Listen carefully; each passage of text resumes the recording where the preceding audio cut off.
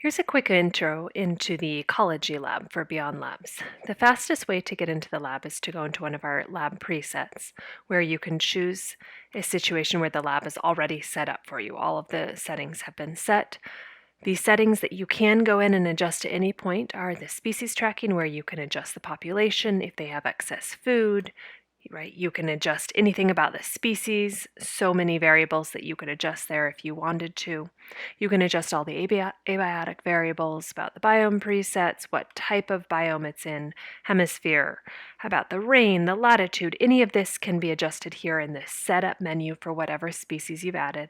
And then once you've got it set up the way you want, you're going to click this green arrow that will start time in the lab. You can adjust how fast time passes if you want. That's just your time acceleration like in all of our labs.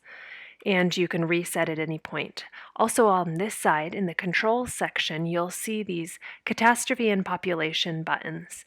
These allow you to add in extra population or take away population, to make a catastrophe happen, to kill off certain populations. All of this can be adjusted and will adjust live in the lab. You'll see populations drop, and then you'll see how the populations adjust over time after that. You can always see the weather in the lab, the cloud, right? You can adjust the cloud cover. All of that's adjustable. When you're done, you're going to want to click pause to stop the simulation, and then you can save any graphs you may want to have for later. You can save your data tables. All of that will be findable here in your lab book, where you can then copy the data and do more analysis later. You can write any notes here in your lab book. If you're setting up an experiment all on your own, you can select any species you want to add. So for example, a grizzly bear and a cougar. So we add those species. You'll do that in the species menu, where you can add as many species as you want there. And then you'll go in the setup menu and you can adjust populations here. You can adjust whether they have excess food, all of those menus that I was showing you earlier.